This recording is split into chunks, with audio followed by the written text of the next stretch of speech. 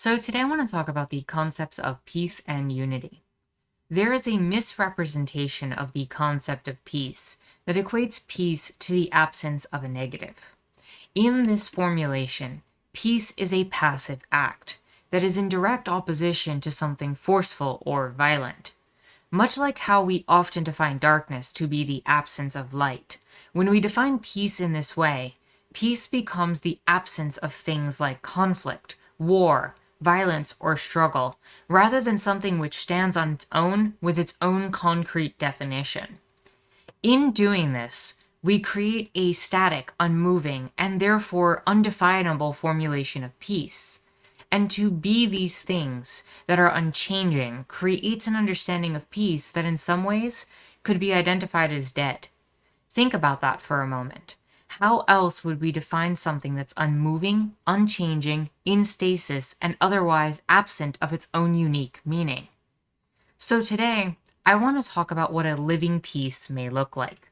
A living, breathing, active conception of peace that acts upon the world and is not merely acted upon through the absence of negative consequences. A peace that we can truly define. To do this, let's take a look at an example of two entities who are not in communication with each other. In our inactive model of peace, we would say that these two are in a state of peace. No one is complaining, no one is voicing concern, and thus it could be assumed from the perspective of an outside observer that peace has been obtained, as both appear to be tranquil and satisfied with the conditions that they are in and which are met. However, it doesn't take much to realize that these two entities without communication, who are incapable of predicting each other's needs and thoughts, will at the very least at some future point do something that will upset this balance that seems to be apparent, and will do something that is in conflict with the apparent peace that has been described.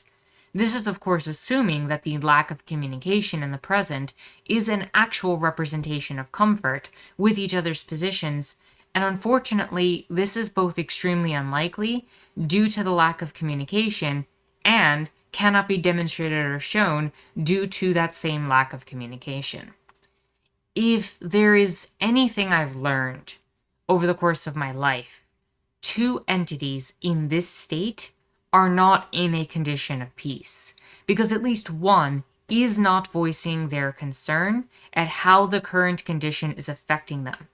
This current condition, which we can call the status quo, is not to their liking. It is not hard to create an example to demonstrate this in real-world conditions or scenarios. For example, let's take an example of a relationship where, out of love and the desire not to fight with one another, two people withhold their words, and out of fear of causing harm to their partner, silence is maintained.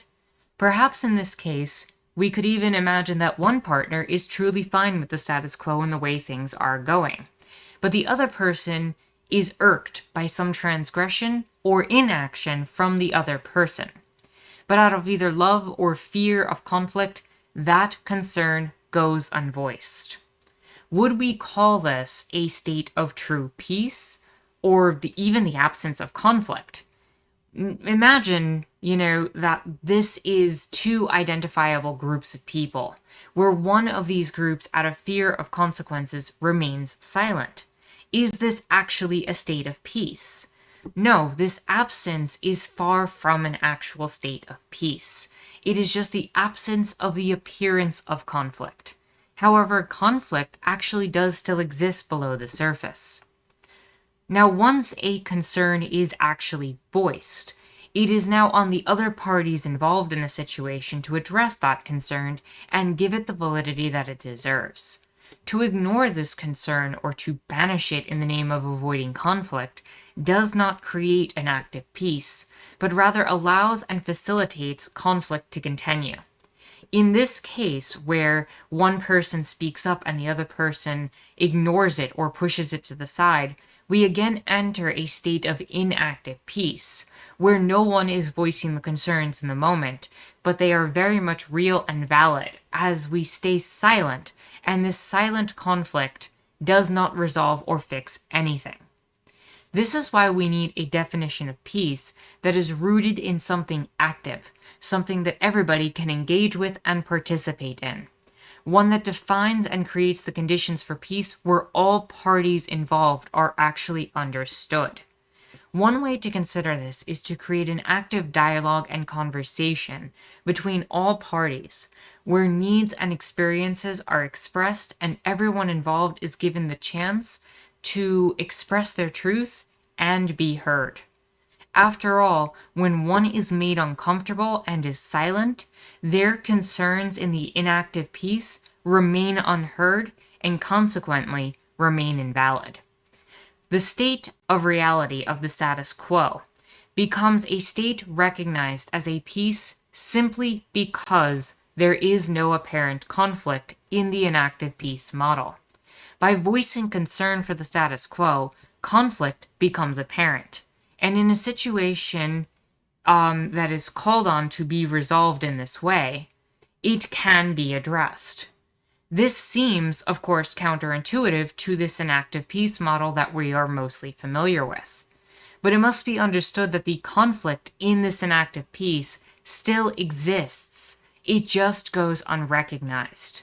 Further, it needs to be understood that active peace is not the absence of the appearance of conflict, but addressing conflict to create its absence. And that is the definable difference between this inactive peace and the active peace. One merely sees no conflict and recognizes no conflict, where the other comes out to actively create the absence of conflict by addressing it and by treating it. And it is only through dialogue, discussion, and conversation that we can talk about a peace that establishes trust through an active exchange of information to address the things that affect us and create the conditions for an active peace. That said, once these conditions of an active peace have been met, we cannot assume that the conditions of peace have been permanently created. A permanent peace in this form should be assumed to have become inactive, because a permanent peace requires no dialogue.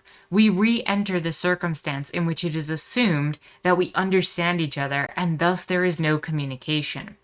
So any point that is brought up without dialogue, without conversation, we can only assume that this will create the conditions for a new unexpressed or ignored conflict that could arise because, as we know about people, the future can create new conditions that require new exchanges and new shared understandings.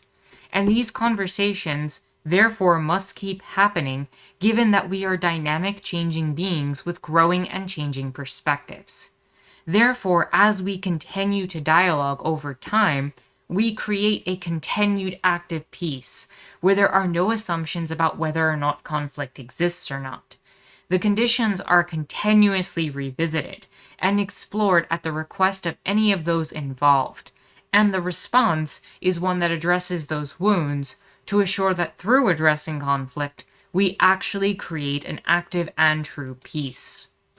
Now, through this dialogue of constructive conflict, where we seek out healing and restoration to attempt to create peace, we can talk about people being in unity with one another.